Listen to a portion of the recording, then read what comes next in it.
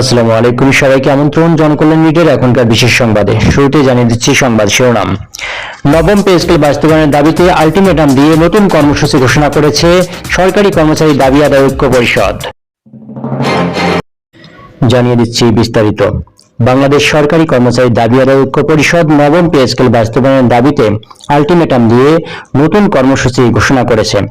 শুক্রবার সংগঠনের সদস্য সচিব মোহাম্মদ মাহমুদুল হাসান ও মুখ্য সমন্বয়ক মোহাম্মদ ওয়ারেস আলী স্বাক্ষরিত সংবাদ বিজ্ঞপ্তিতে এ তথ্য জানানো হয়েছে।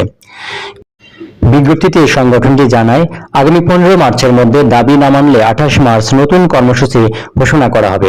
সে অনুযায়ী স্মারকলিপি প্রদানের পাশাপাশি প্রতিনিধি সমাবেশ ও সাংগঠনিক কর্মসূচি পালন করবেন তারা।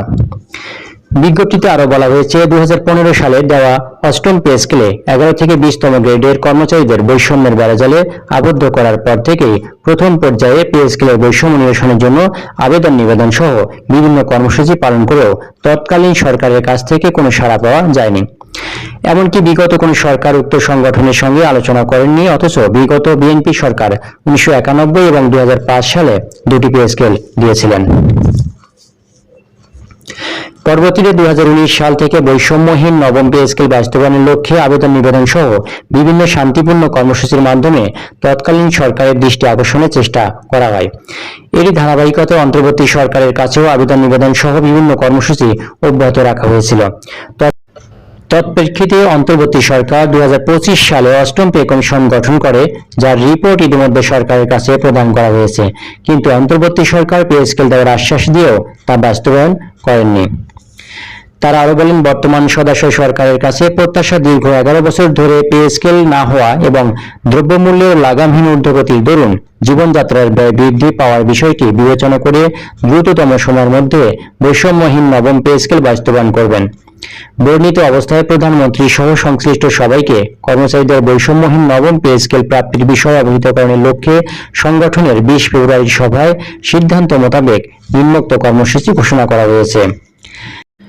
22 ফেব্রুয়ারি থেকে 5 মার্চের মধ্যে স্থানীয় সংসদ সদস্য ও মন্ত্রীর সঙ্গে সাক্ষাৎ এবং তাদের মাধ্যমে প্রধানমন্ত্রী বরাবর নবম পে স্কেল বাস্তবায়নের দাবিতে স্মারকলিপি প্রদান। একই সময়ে কেন্দ্রীয় নেতৃবৃন্দ মন্ত্রী পরিষদের সদস্যদের সঙ্গে সাক্ষাৎ করে তাদের মাধ্যমে প্রধানমন্ত্রী বরাবর নবম পে স্কেল বাস্তবায়নের দাবিতে স্মারকলিপি প্রদান করবেন। পবিত্র মাহে রমজান মাসব্যাপী বিভাগীয় শহরগুলোয় পে স্কেল বাস্তবায়নের দাবিতে প্রতিনিধি সমাবেশ ও সাংগঠনিক কর্মসূচি চলমান থাকবে। এতে আরো উল্লেখ করা হয়েছে, আগামী 15 মার্চের মধ্যে সরকারের পক্ষ থেকে নবম পে স্কেল বাস্তবায়নের দৃশ্যমান কোনো উদ্যোগ গ্রহণ করা না হলে পবিত্র ঈদ উল ফিতর উদযাপন পরবর্তী 28 মার্চ সংবাদ সম্মেলনের মাধ্যমে পরবর্তী কর্মসূচিও ঘোষণা করা হবে। দর্শক, এই ছিল সরকারি কর্মচারীদের পে স্কেল নিয়ে দাবি দেওয়া সংক্রান্ত এখনকার সর্বশেষ প্রাপ্ত আপডেট। পরবর্তী আপডেট সংবাদ জানতে চ্যানেলটি সাবস্ক্রাইব করুন, মতামত জানাবেন কমেন্ট বক্সে। এতক্ষণ সঙ্গে থাকার জন্য সবাইকে অসংখ্য ধন্যবাদ।